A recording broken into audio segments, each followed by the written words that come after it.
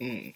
Chapter 91 just dropped, and wow, this brought up a very interesting discussion. I mean, a very serious back and forth discussion when it comes to Norm's character.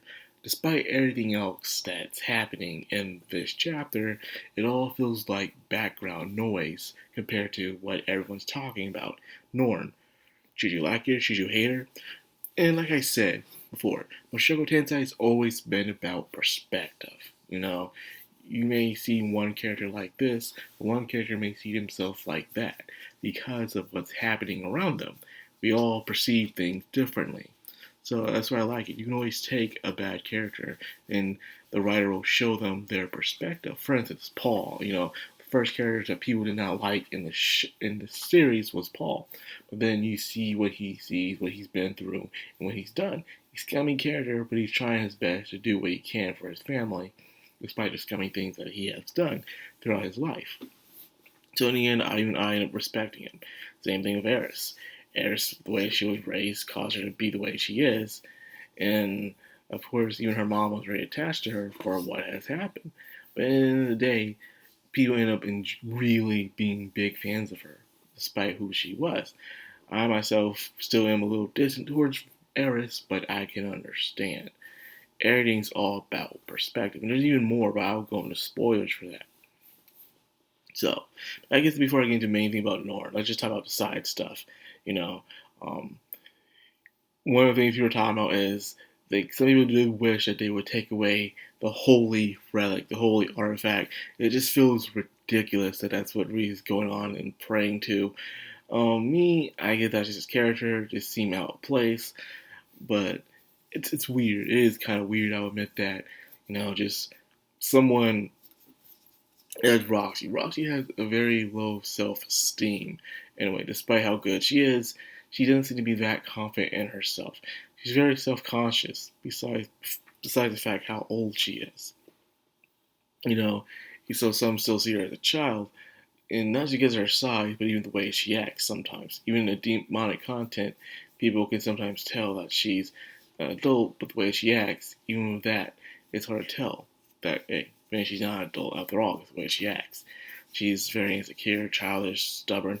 Look how long it took her to go see her parents all this time. She thought her parents hated her, and so she left at the age of 14 and never looked back. And it took her to be age 30 something just to return more than 15 years. That doesn't really sound like a very mature person. And of course, she'll have some doubts throughout time and stuff like that. Even her fantasy of how she would ever end up with somebody. She wants to find some romance inside of a dungeon, rescued by someone in a dungeon. She all thought that. So, yeah. So, a lot of people thought it's just weird how the author made Rui so obsessed with Ross. Yes, she got him over his trauma, so that's the main reason why. But to do something like that, it's just you couldn't gotten anything from her to be a relic, but you have to get that. But I guess it's showing how full Rudy can be as a character. No matter how much we like him, there's always that one thing that'll set someone back and make him think like, I don't know. But that's the beauty of the character. So anyways, his two henchmen, Lena and Persona, are trying to cheer him up by gathering all the girls' garments. Like, seriously, man, this entire chapter, besides the Norm thing, has been about relics.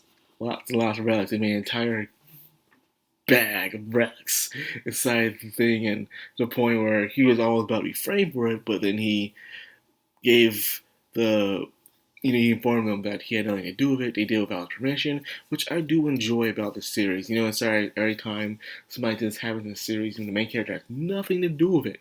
He wasn't being punched in the face at the end because females beat up guys for no reason is very funny. Ha ha ha ha ha.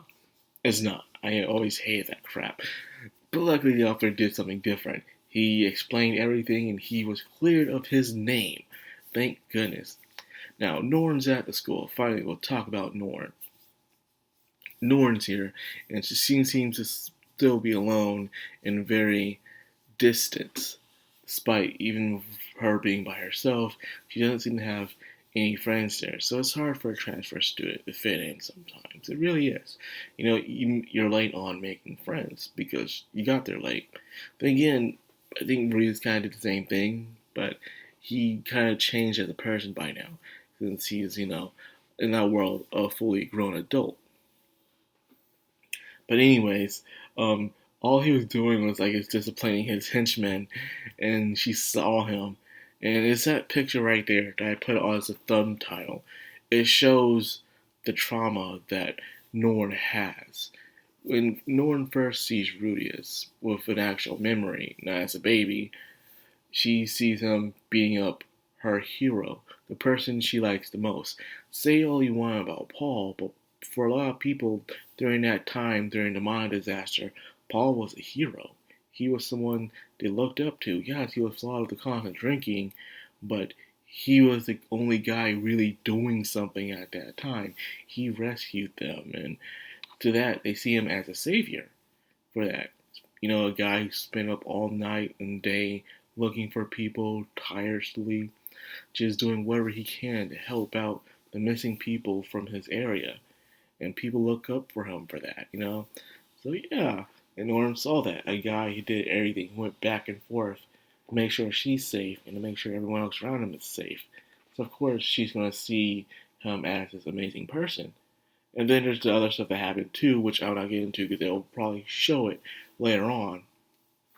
But yes, it's that trauma of seeing Rudius like that, and she sees anyone who sides Rudius as a bad person as well. She doesn't understand how people like this character. So imagine you see someone a long time ago do something bad, and you're young.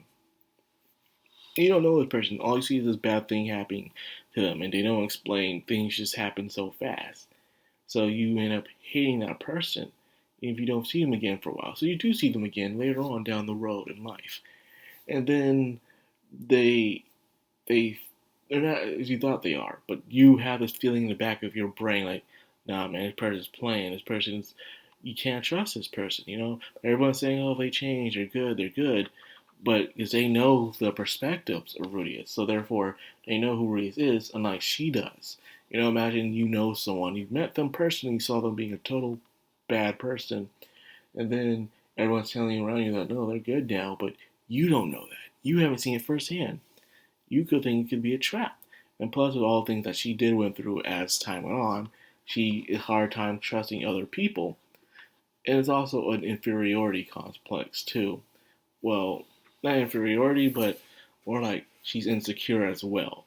When it comes to Rudius, Rudius is this person, despite him doing bad things, he is admired by everyone in the school nonetheless. So she doesn't understand why does everyone keeps cheering for this person. This almost reminds me of a, a part in Tales of Symphonia, Dawn of the New World, where the new main character, Emil, believes that Lloyd, the previous main character, killed not just his village, but his parents. But yet he's going around looking for him. He sees how everyone respects him and looks up to him, even making the kids making drawings of him on the board. Like, why? Why does everyone likes this dude after what he has done? And it's because of our perspective. All Emil knows about Lloyd is that he killed his village and his family, so therefore he hates him. But that's not what really happened. So because of that, he had to truly understand who Lloyd was. Same thing happening with Norn. A lot of people are saying, okay, they're getting sick and tired of Norn. It's kind of annoying because you know who Rudius is, though. That's the reason why you are getting tired of Norn.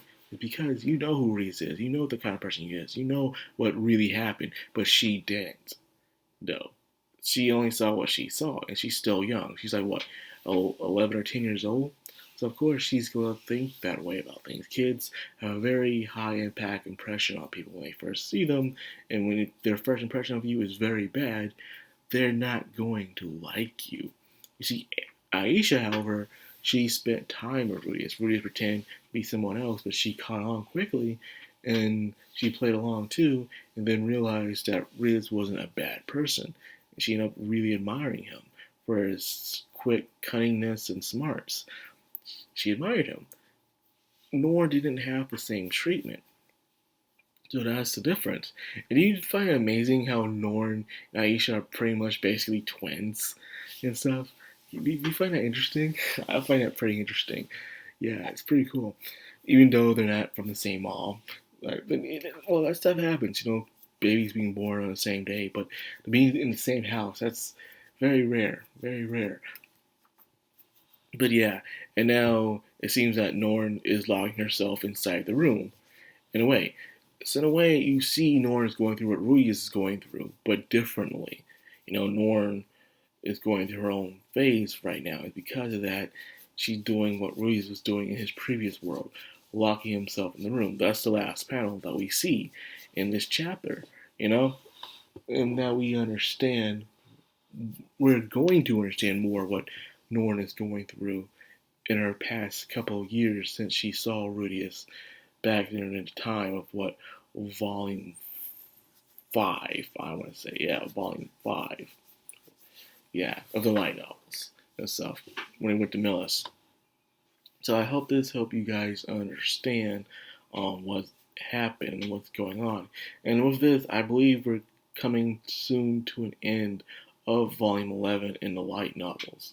We still got a couple more chapters to go, but we're closing in towards that soon, and you will see what I mean when we get there. So with that being said, I hope you guys enjoyed this video. If you did, like, comment, share, and of course, hit that bell icon. This has been Madcrownxox. I'm Anime.